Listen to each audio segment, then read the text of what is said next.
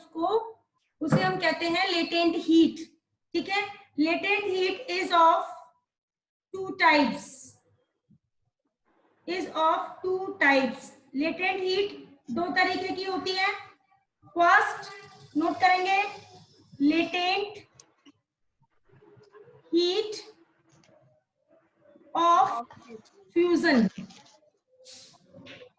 First है latent heat of fusion. First is latent heat of fusion. ठीक है, कर लीजिए बेटा।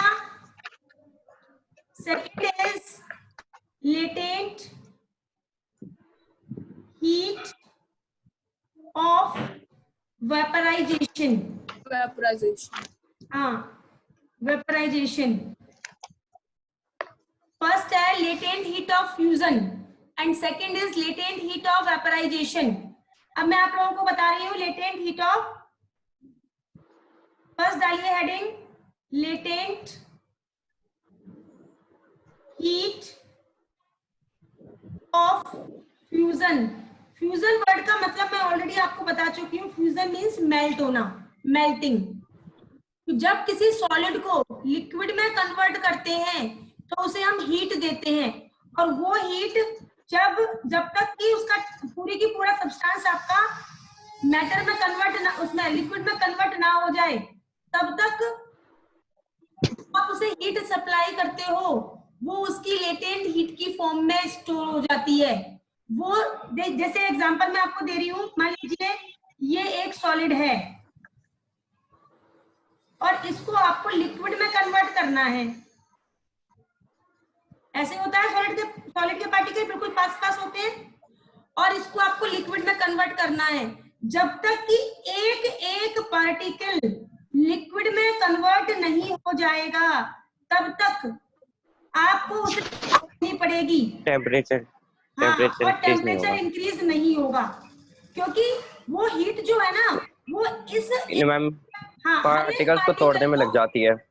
हाँ, हर एक पार्टिकल को लिक्विड में कन्वर्ट करने में यूज होता है। लिक्विड में कन्वर्ट कैसे करते हैं, क्योंकि देखो इन पार्टिकल्स के बीच में पार्टिकल्स अलग अलग करके, बेटा मुझे बोलने दोगे, क्योंकि इनके बीच में एक स्ट्रॉन्ग फोर्स ऑफ अट्रैक्शन होता है, और इस स्ट्रॉन्ग फोर्स ऑफ अट्रैक्शन को तोड़ने के लिए आप उसे हीट प्रोवाइड करते हो। आपने पहले हीट दी, वो इन दो पार्टिकल के बीच के फोर्स ऑफ अट्रैक्शन को तोड़ने में काम आ गई। फिर आपने हीट दी, फिर इन दोनों के बीच में, जब तक कि सारे के सारे पार्टिकल्स के बीच फोर्स ऑफ अट्रैक्शन ब्रेक नहीं हो जाता, पार्टिकल्स आपके लिक्विड में कन्वर्ट नहीं हो जाते, तब तक उस सॉलिड हीट देने पर भी उसका टेम्परेचर इंक्रीज नहीं होगा। ये रीजन है कि लेटेंट हीट के केस में जब आप स्टेट को चेंज करते हो और हीट प्रोवाइड करते हो, फिर भी सब्सटेंस का जो टेम्परेचर है वो इंक्रीज नहीं होता। सब्सटेंस का टेम्परेचर इंक्रीज नहीं होता, क्योंकि वो सारी हीट आपकी किसमें काम आ जाती है, वो सारी की सारी हीट आपकी उनके बीच के फोर्स ऑफ अट्रैक्शन को ब्रेक करने में और सॉलिड को लिक्विड में कन्वर्ट करने में काम आ जाती है। अब डालिए, अब लिखिए, इसमें लिखिए the latent heat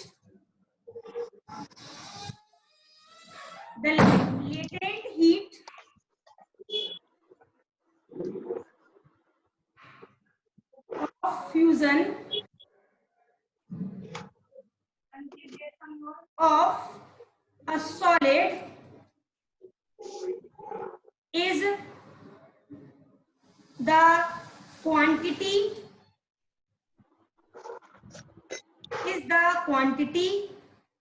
of heat, फिर बेवकूफी कर रहे हो,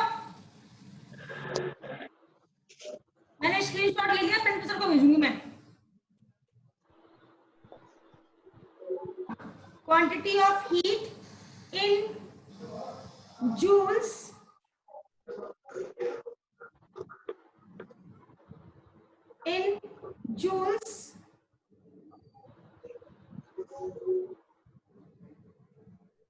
required मैम ये हीट इनके बाद आपने क्या लिखा है? Joules, JOULES, joules. मैम ये क्या होता है? जूल एक हीट को नापने की यूनिट है, अभी बताऊंगी मैं आपको। जूल जो है वो हीट को नापने की यूनिट है, बताऊंगी अभी मैं आप लोगों को, ठीक है। Okay ma'am. जैसे हम कहते हैं ना किलोग्राम, मास को हम किलोग्राम में नापते हैं, टेम्परेचर को हम केल्विन में नापते हैं, टाइम को हम सेकंड में नापते हैं, ऐसे ही हीट को हम जूल में नापते हैं, जूल में या कैलोरीज में, ठीक है। Required to convert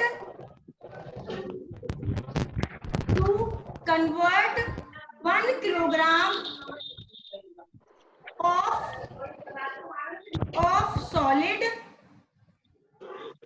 1 kilogram of solid, note करिए इतना, 1 kilogram of solid, फोन तो लगाओ चार्जिंग पे। तुमने फोन क्यों हटाया चार्जिंग पे से? तुमको समझ में नहीं आता। बातें नहीं, हाँ लिखिए। 1 kilogram of solid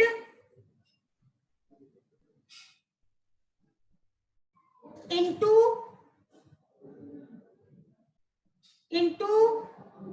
liquid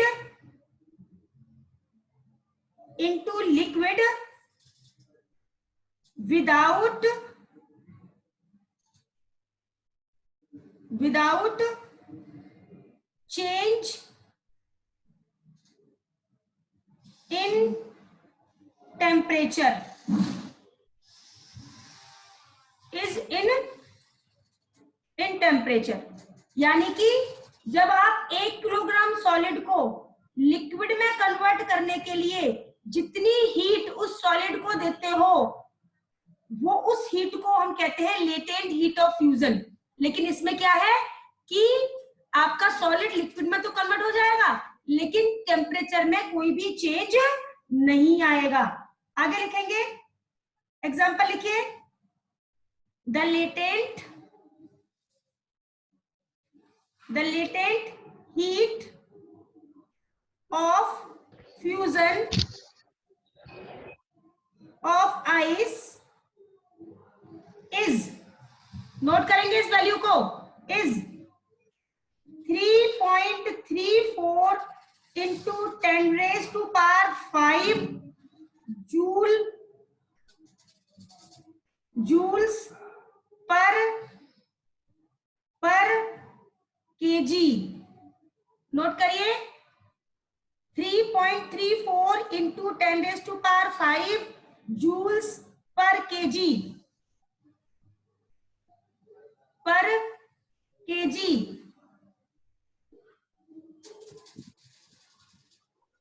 दोबारा सुन लीजिए। The latent heat of fusion of ice is 3.34 into 10 raised to power 5 joules per kg, joules per kg।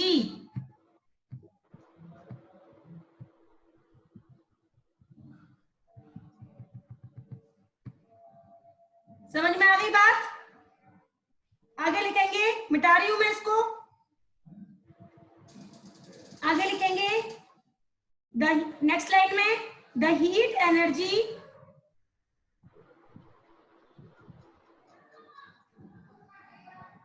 is used up in changing the state of solid substance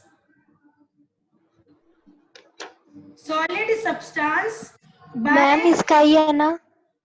हाँ इसी का ही है बेटा, ma'am हाँ इसी का ही है। अब जब एक टॉपिक चल रहा है तो उसी का ही है बेटा।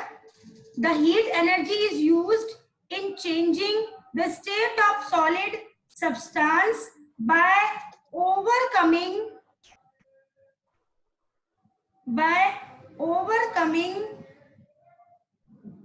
the force of attraction between its particle.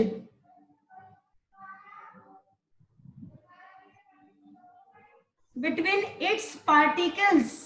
Note करिए, the heat energy is used in changing the state of solid substance by overcoming the force of attraction between its particle.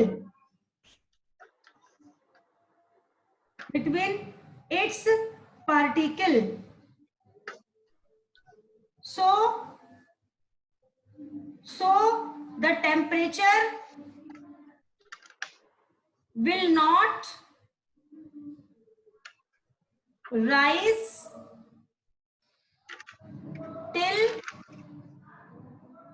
all the solid. Ma'am not के बाद क्या लिखा है? Will not rise, rise till all the solid particle convert into liquid. मतलब जब तक सारे के सारे सॉलिड पार्टिकल लिक्विड में कन्वर्ट नहीं हो जाते तब तक आपका जो टेम्परेचर है वो राइज नहीं होगा, और जैसे ही सॉलिड के पार्टिकल लिक्विड में कन्वर्ट हो जाएंगे तो टेम्परेचर इंक्रीज हो जाएगा। अच्छा एक चीज बताओ, 100 डिग्री सेंटीग्रेड का वाटर है गर्म और 100 डिग्री सेंटीग्रेड की स्टीम है। क्वेश्चन है बहुत इंपॉर्टेंट, ये दोनों में से अगर किससे जलने से ज्यादा मतलब प्रॉब्लम आएगी, हीट से जलने से या स्टीम से जलने से या लिक्विड के जलने से? अगर स्टीम के जलने से क्यों आएगी? क्योंकि वो स्टीम जल्दी फ्लो करती है और उसकी टेम्परेचर ज्यादा होती है। नहीं, टेम्परेचर दोनों का 100 डिग्री सेंटीग्रेड है बेटा, टेम्परेचर दोनों का 100 डिग्री सेंटीग्रेड है। देखिए स्टीम कब कन्वर्ट हुई? मैम क्योंकि वाटर 100 डिग्री सेल्सियस वो सेंटीग्रेड पे स्टीम बन जाएगी, लेकिन स्टीम जो है वो मतलब 100 डिग्री सेल्सियस पे कुछ ज्यादा जल्दी फ्लो करने लगेगा। ना बेटा ना, ऐसा नहीं है। देखो आपने पानी को गर्म किया 100 डिग्री सेंटीग्रेड तक, ठीक है, लेकिन पानी स्टीम में कब कन्वर्ट होगा? पानी स्टीम में तब कन्वर्ट होगा जब आप उसे और हीट दोगे। अब हीट तो आप दे रहे हो उसको फोर्स ऑफ अट्रैक्शन कम करने के लिए, ठीक है, तो वो हीट जो है वो स्टोर हो रही है उसकी लेटेंट हीट की फॉर्म में, इसलिए उसका टेम्परेचर भले ही 100 डिग्री सेंटीग्रेड है लेकिन कंपैरेटिवली वो ज्यादा गर्म होगी, ज्यादा उसमें एनर्जी होगी, ज्यादा हीट होगी वो, इसलिए वो ज्यादा कसराई होती है। समझ में आ गया? ऐसे ही अगर आपके पास 0 डिग्री सेंटीग्रेड का वाटर भी है और 0 डिग्री सेंटीग्रेड की आइस है, दोनों में से कौन ज्यादा ठंडा होता है बताओ? 0 डिग्री सेंटीग्रेड की आइस है और 0 डिग्री सेंटीग्रेड की आइस क्यों होती है? क्योंकि देखो आपने पानी को ठंडा किया, उसमें से हीट को निकाल दिया आपने, पानी को जब ठंडा किया तो आपने हीट को निकाला, ठीक है, लेकिन जब बर्फ जमाई तो और ज्यादा हीट को निकाला आपने, और ज्यादा हीट को निकाला, तो दोनों में से कंपैरेटिवली ठंडा ज्यादा कौन होगा? आइस। समझ में आई मेरी बात? ठंडा पानी 0 डिग्री सेंटीग्रेड का पानी जो है वो ठंडा होता है, लेकिन 0 डिग्री सेंटीग्रेड पे जो आइस होती है वो और भी ज्यादा ठंडी होती है, क्योंकि उसमें से आपने लेटेंट हीट की फॉर्म में एनर्जी को निकाल लिया है उसमें से। समझ में आया? लिखो एक क्वेश्चन, लिखिए question.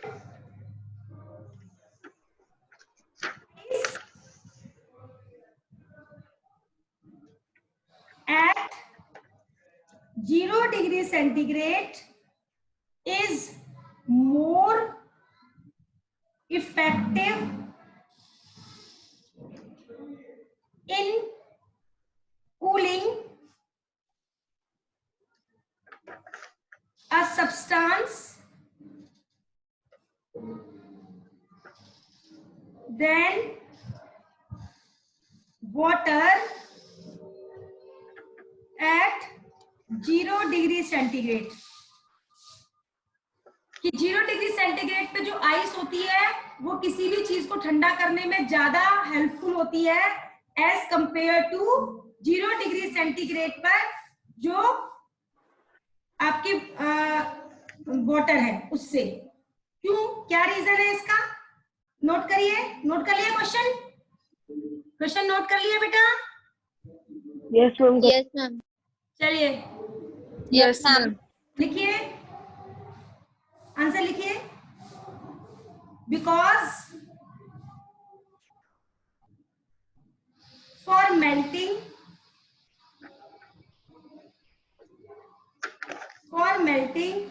each kilogram ice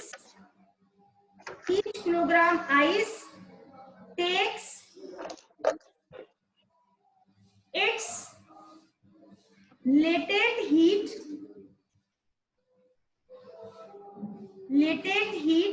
of 3.34 into 10 raised to power 5 joules from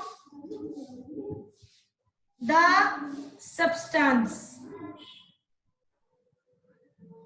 अच्छा एक चीज बताओ, आप जब बर्फ को हाथ पे रखते हो तो ठंडी क्यों लगती है?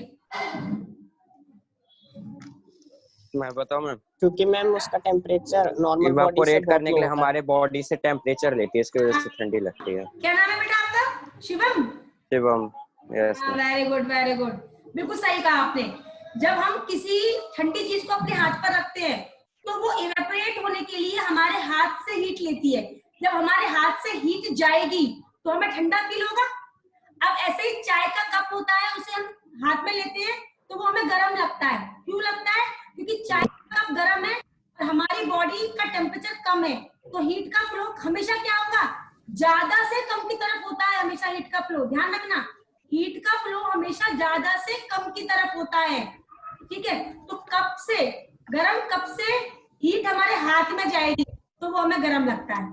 ठीक है, तो यहाँ पर क्या बताया है कि जब आप आइस को मेल्ट करोगे तो हर 1 किलोग्राम आइस को मेल्ट करने के लिए आपको 3.34 into 10 raised to power 5 joule energy उसको देनी पड़ेगी। वो एनर्जी किससे लेगी? जिस चीज को वो ठंडा कर रही है। मान लीजिए आपके हाथ के ऊपर आपने बर्फ रखी है तो वो बर्फ पिघलने के लिए हीट कहां से हमारे हाथ से लेगी, तो हमारा हाथ जल्दी ठंडा हो जाएगा। ठीक है, क्योंकि इतनी एनर्जी उसको चाहिए। 3.34 into 10 raised to power 5 joule, kilo joule होगा बेटा, नहीं, हाँ जूल एनर्जी वो लेती है ताकि वो मेल्ट हो सके। आगे लिखिए, and cools the substance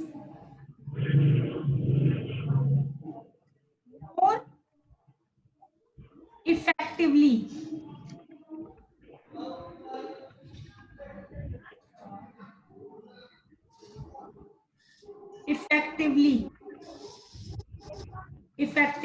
Full stop। On the other hand,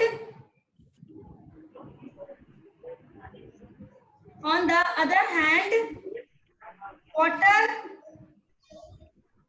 at 0 degree centigrade cannot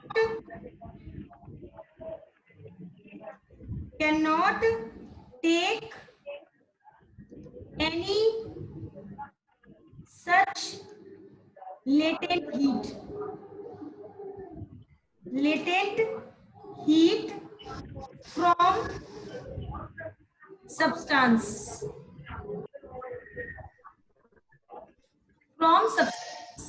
note कर लीजिए, फ्रॉम सब्सटेंस।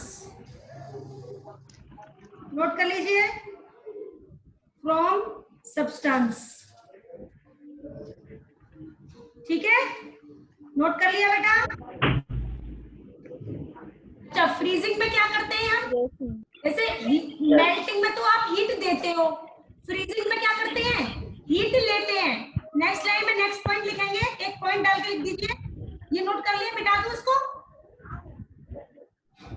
Yes ma'am. मानिया आपने नोट कर लिया बेटा? Yes ma'am. Yes ma'am.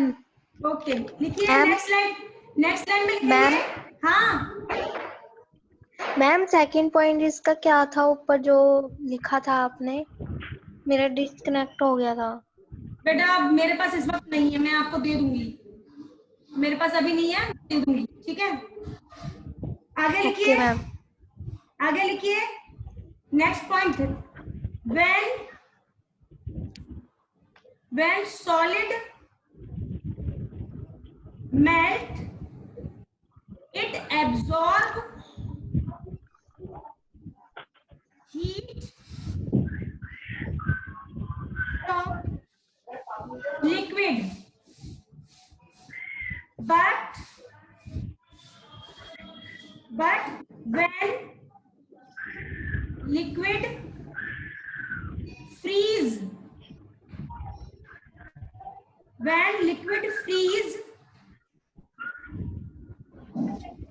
it, एक मिनट, इट नहीं लिखो, when liquid freeze to form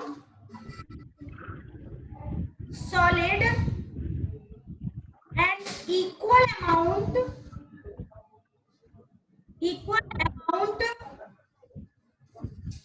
of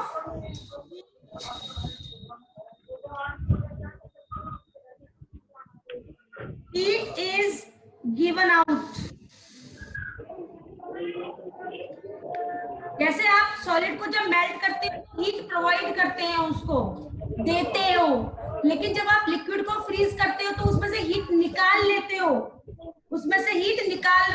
हो, यानी अगर आइस आपकी मेल्ट होती है तो आपको देनी पड़ती है 3.34 × 10⁵ जूल पर केजी हीट, लेकिन जब आप वाटर को आइस में कन्वर्ट करोगे तो आपको उसमें से उतनी ही हीट निकालनी पड़ेगी, उसमें से निकालनी पड़ेगी। समझ में आ गया आप लोगों को? समझ में आया बेटा? Yes ma'am. चलिए अगला क्वेश्चन, अगला लिखिए, नेक्स्ट लिखिए, लेटेंट हीट ऑफ वेपरेशन। हाँ, heat of vaporization, liquid to gas. Latent heat of vaporization same चीज है, जब आप किसी लिक्विड को गैस में कन्वर्ट करते हो तो आप जो हीट देते हो वो उसके लेटेंट हीट की फॉर्म में स्टोर हो जाती है। वहां पर भी मैम इसके बाद क्या था? Amount of heat is given out के बाद फ्रॉम द सब्सटेंस। हाँ अब देखो, ये आपका लिक्विड है, ठीक है, और लिक्विड को आपको गैस में कन्वर्ट करना है ऐसे, ठीक है? आपने हीट दी, वो इनके बीच कुछ तो फोर्स होगा, उस फोर्स को ब्रेक करने में काम आई, फिर आपने हीट दी, इसके बीच फोर्स को कम करने में काम आई, फिर आपने हीट दी, इसको इस तरीके से जब तक कि पूरे के पूरे पार्टिकल्स के बीच में से फोर्स ऑफ अट्रैक्शन ब्रेक नहीं हो जाता और वो गैस में कन्वर्ट नहीं हो जाता, तब तक आप उसे हीट प्रोवाइड करते हो, और वो हीट इनके फोर्स ऑफ अट्रैक्शन को ब्रेक करने में ही यूज हो जाती है। इससे इसका टेम्परेचर फिर इंक्रीज नहीं होता। और टेम्परेचर कब इंक्रीज होता है? जब पूरा का पूरा लिक्विड आपका गैस में कन्वर्ट हो जाता है। जब पूरा का पूरा लिक्विड गैस में कन्वर्ट हो जाता है तब उसका टेम्परेचर इंक्रीज होता है, ठीक है? तो लिखिए the latent heat of vaporization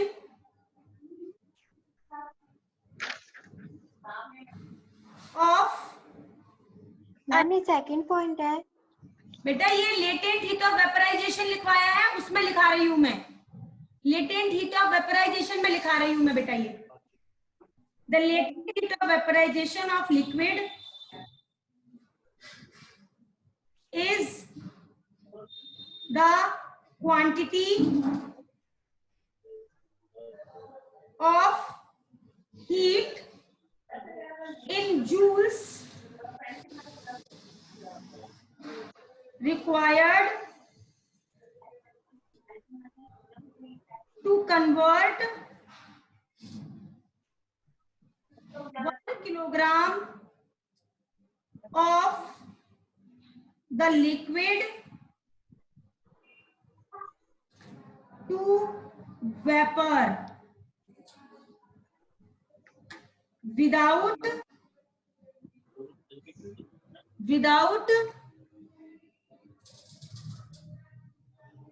increasing the temperature. any change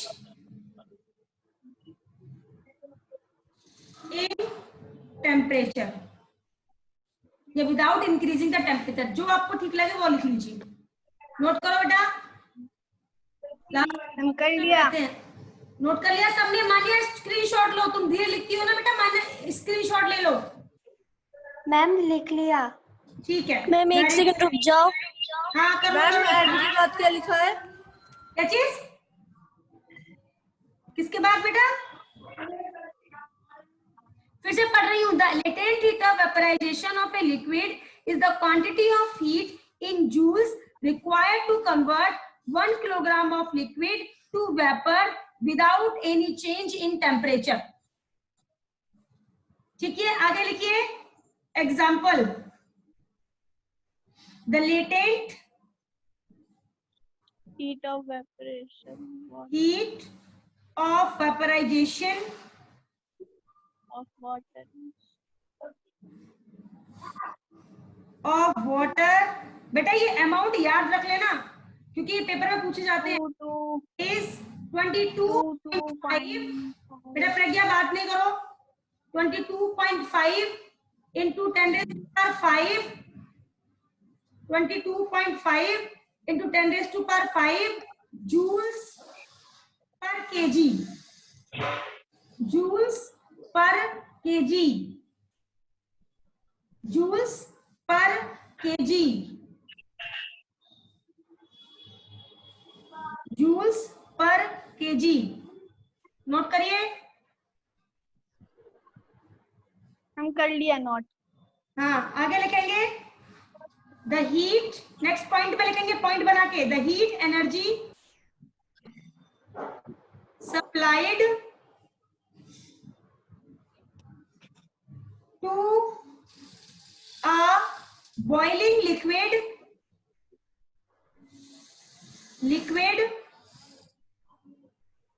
is used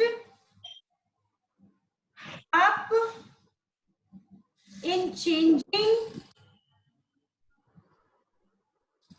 the state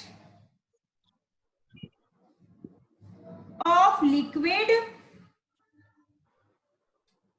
by overcoming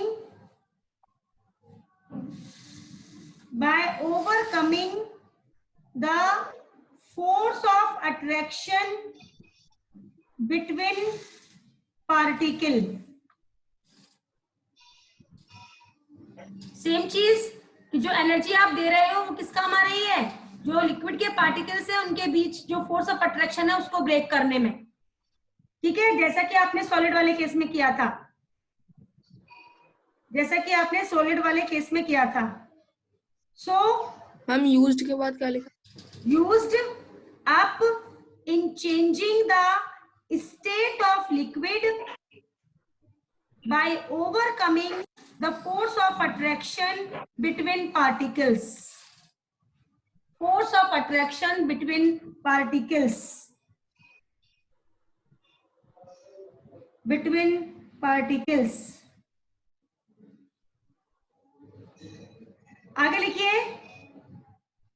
आगे लिखिए so the temperature of boiling liquid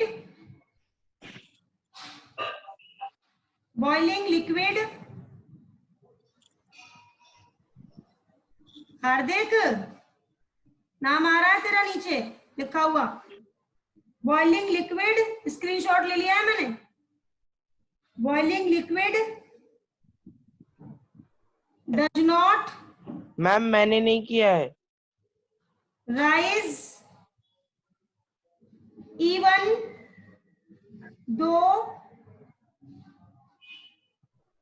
though heat is being given continuously. Ma'am मेरे को नमन ने मैसेज भेजा है, उसने लिखा होगा। ठीक है, कोई बात नहीं, मैंने स्क्रीनशॉट ले लिया, मैं सर को भेज दूंगी। मैम मैंने नहीं किया है। हाँ मैं तुम्हारा नहीं, मुझे पता है कि तुम पागल थोड़ी जो अपना नाम खुद लिखोगे इसकी स्क्रीन पे, मुझे पता है बेटा, तुम चिंता मत करो। नोट करो, the temperature of boiling liquid does not rise even though heat is being given continuously. ठीक है, अब एक क्वेश्चन लिखेंगे फटाफट से और उसका आंसर लिखाऊंगी मैं, जल्दी जल्दी लिखो, स्क्रीनशॉट ले लो जो बच्चे नहीं लिख पाए हैं, जल्दी 1 2 3 स्क्रीनशॉट ले लो, लिखिए क्वेश्चन लिखिए। द बर्न, मैम इसके 2 पॉइंट ही थे। हाँ 2 पॉइंट है, तीसरा पॉइंट में क्वेश्चन दिखाई दे रही हूं मैं। The burn caused by the steam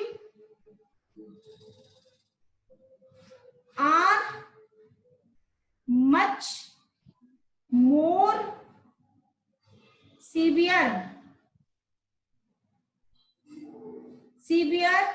than those caused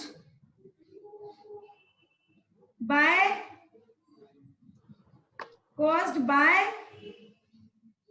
the boiling water. या फिर इसमें क्वेश्चन एक दूसरा आता है कि 100 डिग्री सेंटीग्रेड पर स्टीम से जलना ज्यादा हार्मफुल होता है as compare to boiling water के। एट 100 डिग्री सेंटीग्रेड लिख दो, एट 100 डिग्री सेंटीग्रेड। स्क्रीनशॉट ले लो फटाफट जल्दी, आगे लिखिए। बिकॉज आंसर लिखेंगे, बिकॉज द स्टीम कंटेन, जल्दी जल्दी लिख रही हूं मैं, टाइम हो गया है। Steam contain more heat in the form of latent heat than water, boiling water,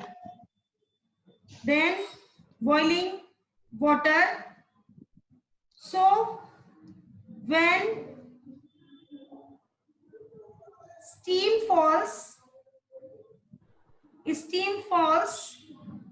on our body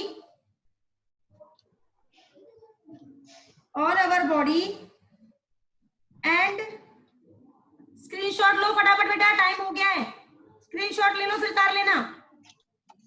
time हो गया। हाँ लिखिए condense to produce water, it gives out 22.5 into 10 raised to power 5 joule per kg more heat than water, so it cause more severe burns. Shot ले लीजिए, ठीक है, हम हो गया। के बाद क्या लिखा है बेटा, मैं आपको स्क्रीनशॉट भेज दूंगी इसका, ठीक है। मैं स्क्रीन, मैम सीवियर के बाद आपने क्या लिखा है? Burn, BURN, burn, severe burn, क्योंकि टाइम ना ओवर होने वाला है बेटा, ठीक है। आज के लिए हो